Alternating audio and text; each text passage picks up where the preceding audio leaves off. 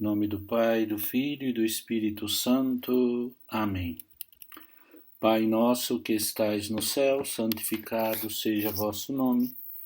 Venha a nós o vosso reino, seja feita a vossa vontade, assim na terra como no céu. O pão nosso de cada dia dai-nos hoje, perdoai-nos as nossas ofensas, assim como nós perdoamos a quem nos tem ofendido, e não nos deixeis cair em tentação, mas livrai-nos do mal. Amém. Ave Maria, cheia de graça, o Senhor é convosco, bendita sois vós entre as mulheres, e bendito é o fruto do vosso ventre, Jesus. Santa Maria, Mãe de Deus, rogai por nós, pecadores, agora e na hora de nossa morte. Amém. Santo anjo do Senhor, meu zeloso e guardador, se a ti me confiou, a piedade divina sempre me rege, me guarde, me governe, me ilumine. Amém. Que o Espírito Santo de amor, do Pai e do Filho, fecunde as nossas mentes e corações para entendermos a teologia católica. Em nome do Pai, do Filho e do Espírito Santo. Amém. Então, meus queridos seminaristas, nós estamos continuando o nosso curso. Vamos pegar hoje Moral Fundamental do Aurélio Fernandes, da página 83. Nós temos hoje o tema da liberdade humana. Nós já temos estudado um pouco a questão da liberdade na história, na teologia clássica, depois a problemática com o nominalismo, racionalismo, etc. Mas seria muito importante nós também estudarmos esse quarto capítulo.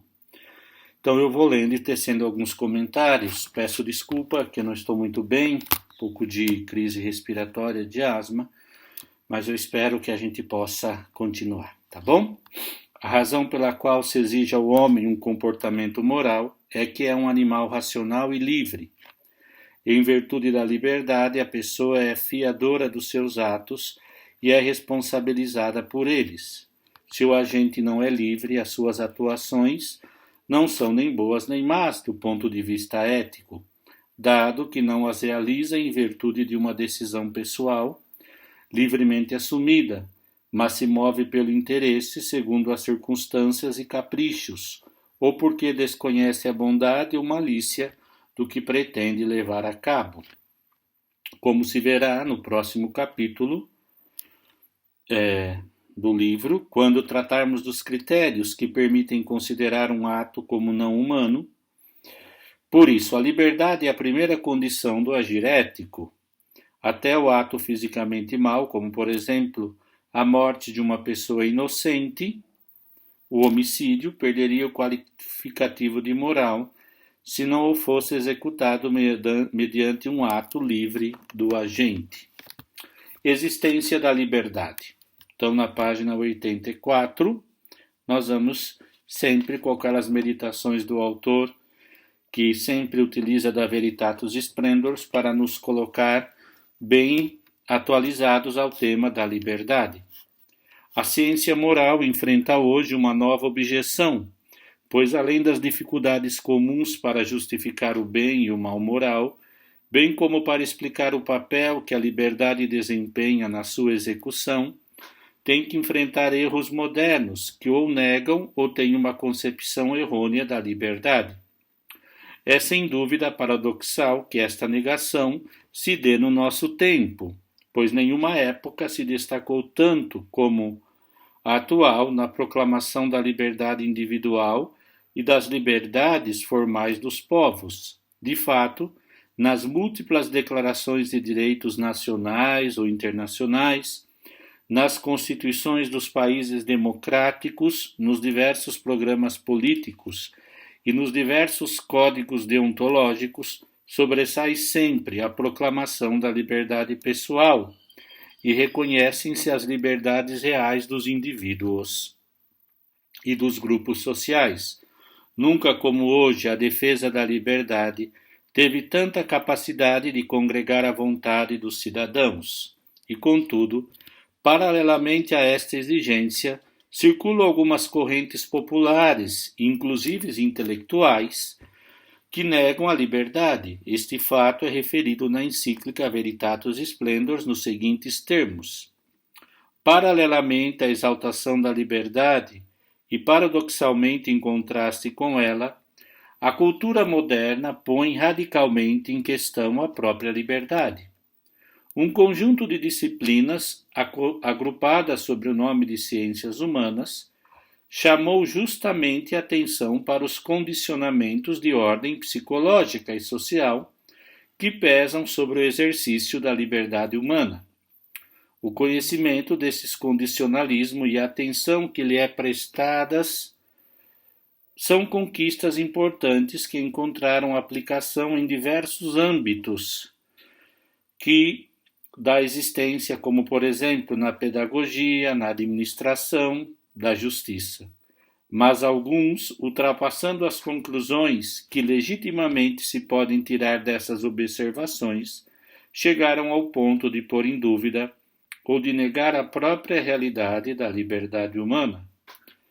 Claro que nós aceitamos com muito amor e carinho toda o que as ciências humanas nos trazem, a questão de estudar o ser humano e também dos condicionamentos.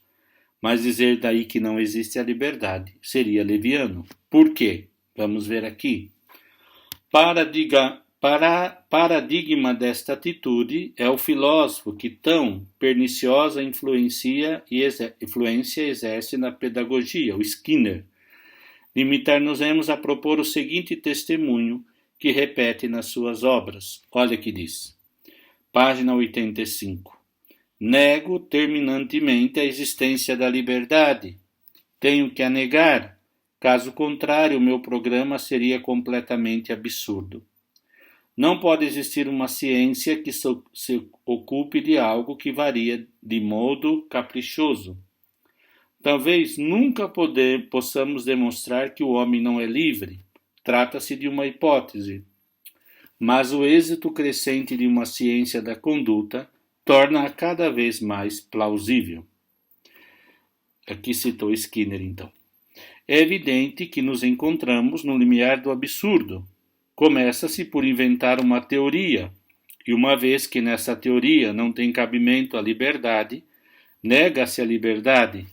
O lógico seria rever a própria teoria, pois tudo leva a crer que é falsa, já que não integra uma dimensão essencial do ser humano. A existência da liberdade é de fato um dado inquestionável. Posso optar entre continuar a escrever ou jogar tênis, mesmo que nunca tenha pegado numa raquete. Mas a minha capacidade de decisão é tal que posso decidir ter aulas desse desporto e até dedicar-me a ele, vencendo a ignorância e o pouco desejo que eu tenho de o praticar. Os exemplos poderiam multiplicar-se. Negar a liberdade quando a vida está cheia de ações deliberadas e de decisões livres. Quando se reclama o seu exercício e se protesta quanto não é respeitada ou se abusa dela, não faz sentido. O que realmente é que afirmar é que a liberdade humana é limitada, isso sim, e que a capacidade de optar é restrita. Disso nos ocuparemos mais adiante. Mas rejeitá-la é negar a evidência.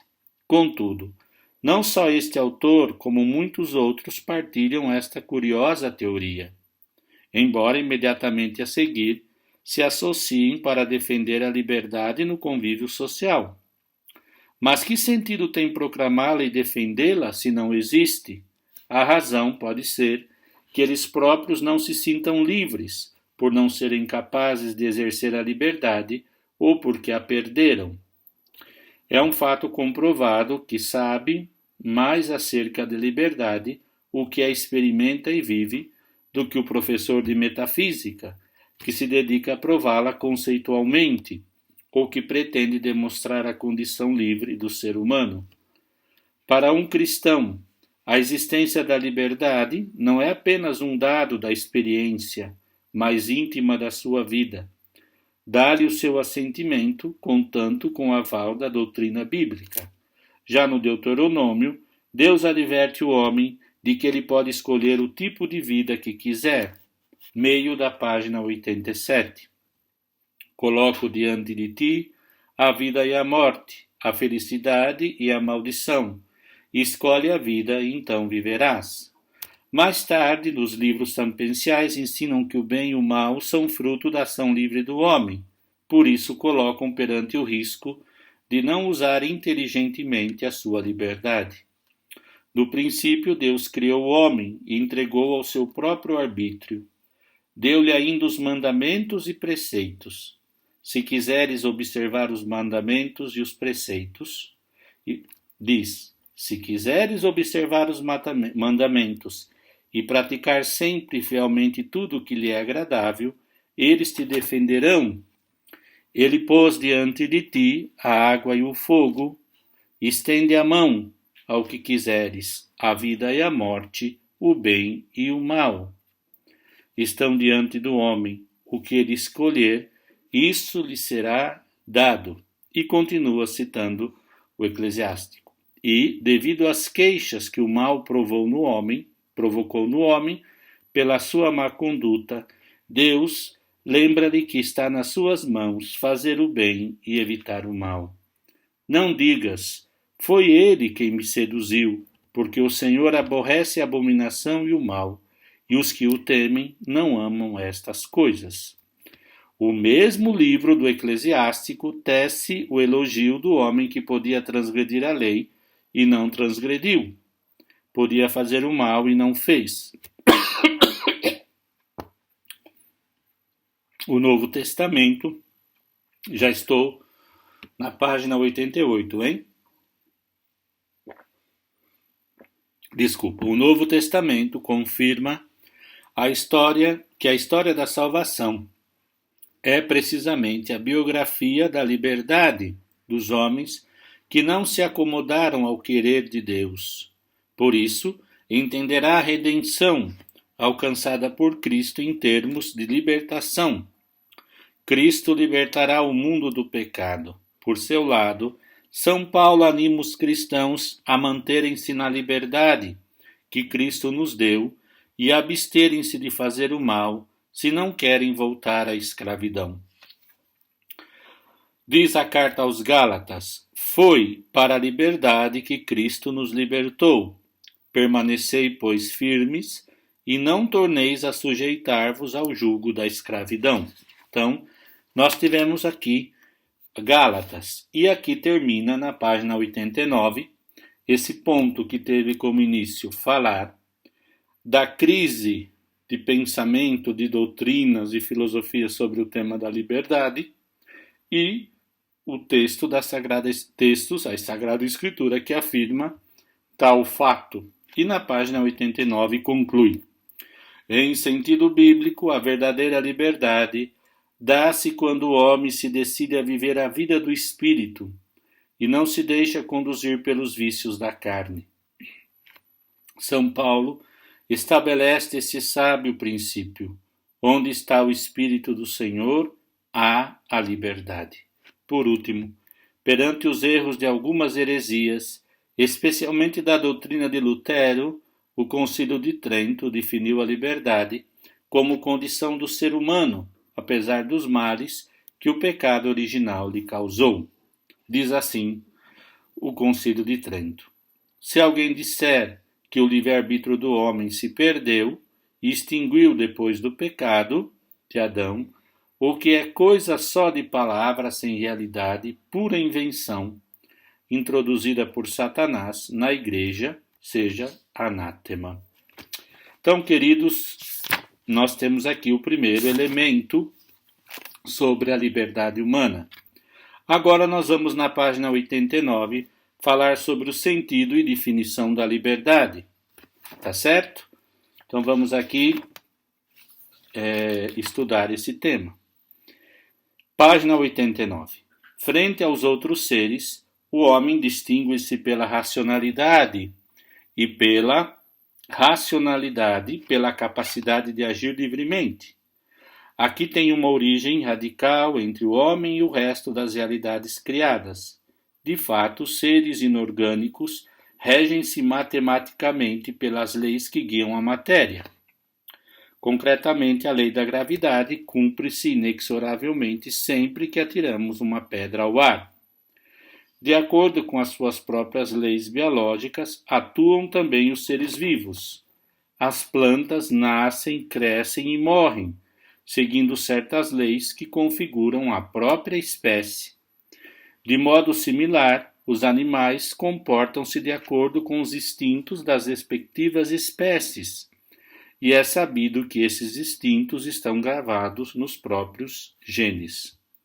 Em consequência, o animal atua automaticamente, sempre do mesmo modo, seguindo seu impulso instintivo.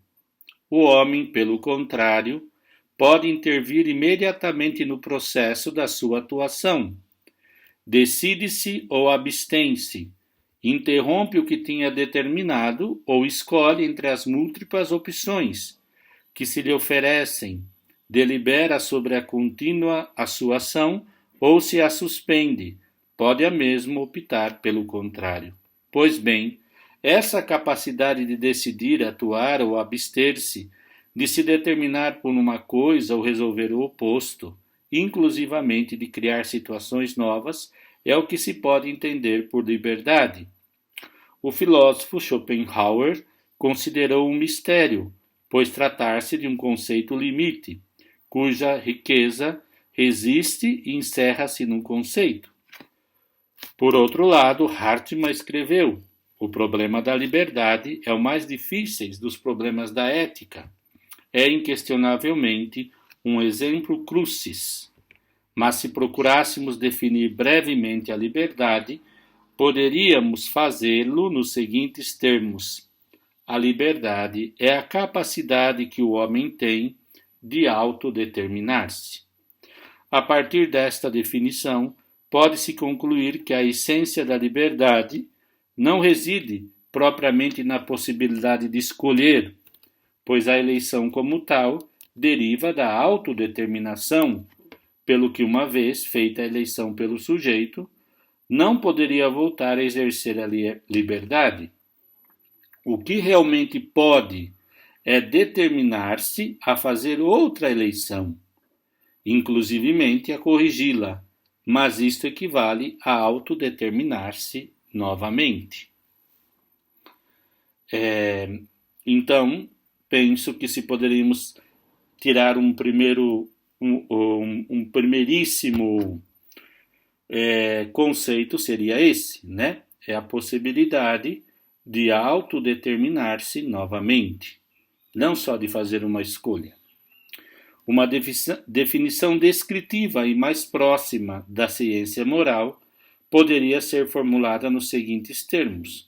Então, na página 91, no primeiro parágrafo, na décima ou 11ª linha, diz, em negrito e em cursivo: liberdade é a capacidade interior da pessoa, mediante a qual a vontade pode optar entre querer ou não querer, determinar-se por diferentes possibilidades ou decidir-se pelo seu contrário. De acordo com esta definição, os autores clássicos distinguem 3 tipos de liberdade. Liberdade de necessidade é a possibilidade de atuar ou de não atuar. Liberdade de especificidade é a capacidade de decidir entre diversas opções. E a liberdade de contradição é a que decide entre 2 coisas opostas. Esses elementos estão presentes na seguinte descrição do Catecismo da Igreja Católica. Então, é o número 1731. Vamos ler? Vamos. A liberdade, lá, é o poder radicado na razão e na vontade de agir ou não de agir, de fazer isto ou aquilo, praticando assim por si mesmo ações deliberadas, pelo livre-arbítrio, cada qual dispõe de si. A liberdade do homem é uma força de crescimento e de maturação, na verdade e na bondade, e atinge a sua perfeição quando está ordenada para Deus, nossa bem-aventurança. Eu penso que seria oportuno que vocês tivessem em mente sempre esse número, 1731, porque o autor vai discursar indireta ou diretamente sobre ele, no decorrer destas páginas, tá bom? E aí ele diz: neste sentido, deve-se sublinhar a amplitude do poder da liberdade, que abarca múltiplos níveis, pois procede o agir humano, acompanha o longo da ação e há inclusivamente a possibilidade de o homem se decidir por realidades opostas entre si. Situa-se a liberdade nesse plano, sobressai a importância que desempenha no ser humano, a ponto deste se poder definir por ela. O homem é o ser livre.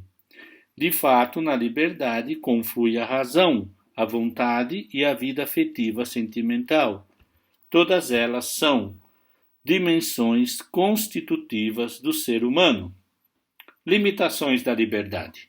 Quais são essas limitações que nós vamos ver na página 92?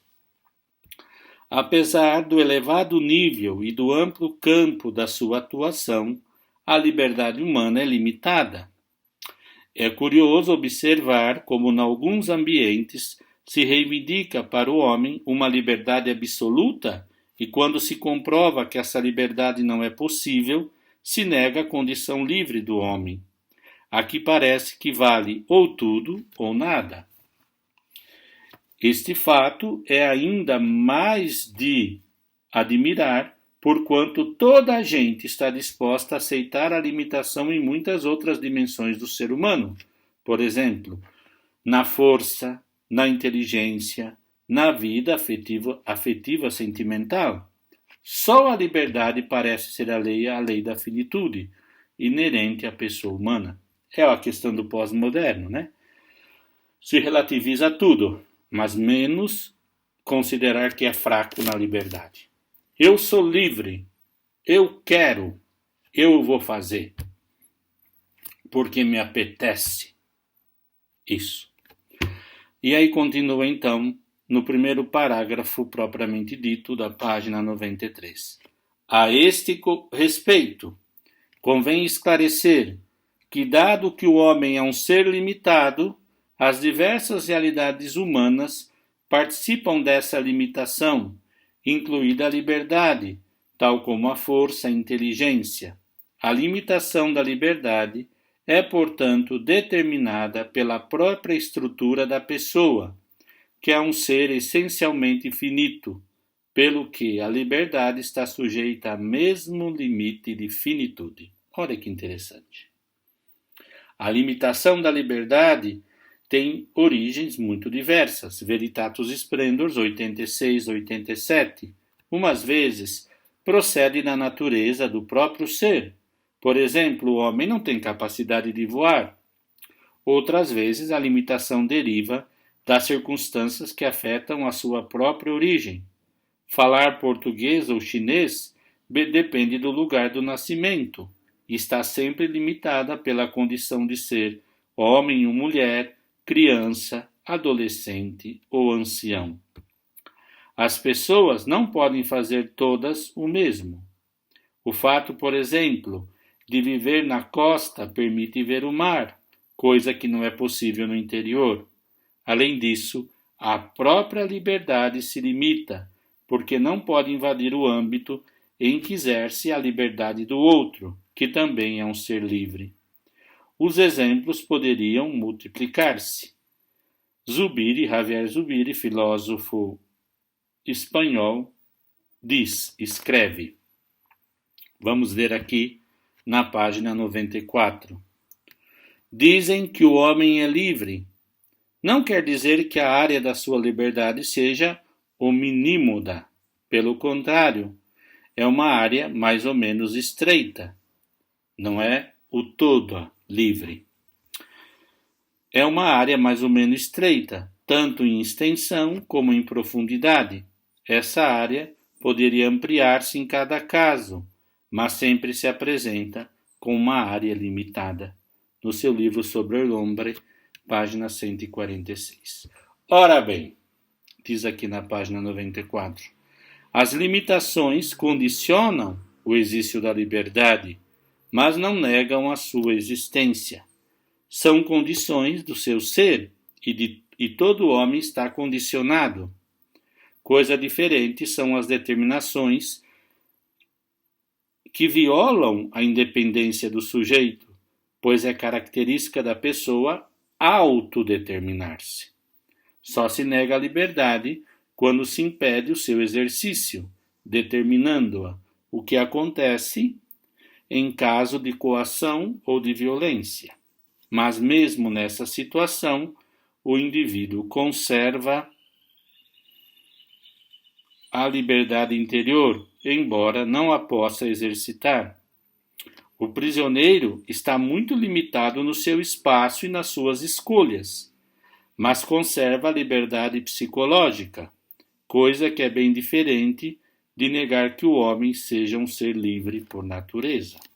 Além disso, nem toda limitação é negadora da liberdade. Pode dar lugar a novas possibilidades de exercício dessa liberdade num novo âmbito. Por exemplo, o ancião não é capaz de subir a montanha, mas é capaz de ensinar o caminho. Em Cascais pode-se ver o mar. Por exemplo, em Santos se pode ver o mar, mas em Évora ou em Ribeirão Preto, em São Paulo, tem-se a possibilidade de visitar o Pinguim. Aqui ele fala o templo de Diana, mas eu falo visitar o Pinguim e tomar um chopes. As limitações nem sempre são negadoras da liberdade, pode proporcionar novas opções de a exercer. Ok? Pois bem, ora bem, agora nós vamos entrar no tema que eu muito gosto, que é a questão de a metafísica, sobre temas de ética e moral, que aqui é a questão da liberdade, a verdade e o bem, sem a qual não podemos entender a liberdade.